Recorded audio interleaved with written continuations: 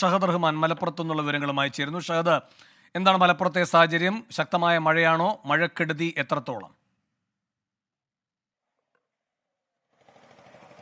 വേണു, അതായത് മലപ്പുറം ജില്ലയിൽ ഇന്നലെ ആരംഭിച്ച മഴയാണ്, ഇടവിട്ടുള്ള മഴയാണ് ഇന്നലൊക്കെ തന്നെ ഉണ്ടായിരുന്നത്. എന്നാൽ ഇന്ന് രാവിലെ ഒരു തോരാ മഴയിലേക്ക് കാര്യങ്ങൾ എത്തിയിട്ടില്ല. പക്ഷേ ഇടവിട്ട മഴ പെയ്യുന്നുണ്ട്.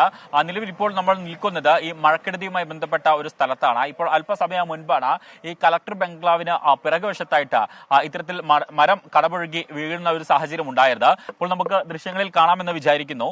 ഈ വാഹനത്തിന് മുകളിലേക്കാണ് ഈ മരം കടപുഴകി വീണിട്ടുണ്ടായിരുന്നത്. ഈ വാഹനത്തിലുണ്ടായിരുന്ന ഡ്രൈവറും ഒപ്പം തന്നെ മറ്റൊരാളും വലിയ രീതിയിലുള്ള പരിക്കുകളോടുകൂടി മഞ്ചേരി മെഡിക്കൽ കോളേജ് ആശുപത്രിയിൽ പ്രവേശിപ്പിച്ചിരിക്കുകയാണ്. കൈക്കും അതുപോലെ തന്നെ മുഖത്തിനുമൊക്കെ പരിക്ക് പറ്റിയിട്ടുണ്ട് എന്നുള്ളതാണ് നമുക്ക് മനസ്സിലാക്കാൻ സാധിച്ചിട്ടുള്ളത്. ഇവിടെ ഉണ്ടായിരുന്ന വലിയൊരു മരമാണ് ഇവിടേക്ക് പൊട്ടി വീണിട്ടുണ്ടായിരുന്നത്.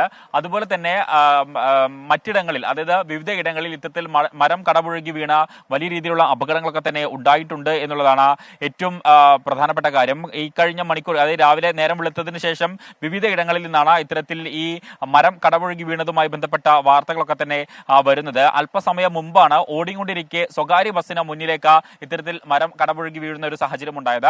മലപ്പുറം എടവണ്ണപ്പാറ പണിക്കപ്പുറായിൽ വെച്ചായിട്ടാണ് ഇത്തരൊരു സംഭവം. ബസ് ഡ്രൈവർക്ക് സാരമായിട്ടുള്ള പരിക്ക് പറ്റിയിട്ടുണ്ട്. ഇപ്പോൾ നമ്മൾ നിൽക്കുന്നത് കുന്നുമ്മൽ താമരക്കുഴിയിലാണ്. ഈ താമരക്കുഴിയിലാണ് ഈ വാഹനത്തിന് മുകളിലേക്ക് ഇത്തരത്തിൽ മരം കടപുഴകി വീണിട്ടുള്ളത്.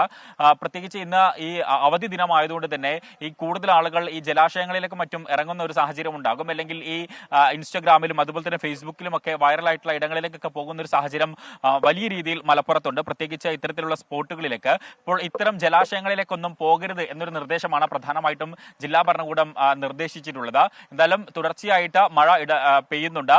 പ്രത്യേകിച്ച് മലയോര മേഖലകളിലാണ് മഴ ശക്തമായിട്ട് പെയ്യുന്നത്. ഷഹദ് റഹ്മാനാണ് മലപ്പുറത്ത് നിന്ന് വിവരങ്ങൾ നൽകിയത്.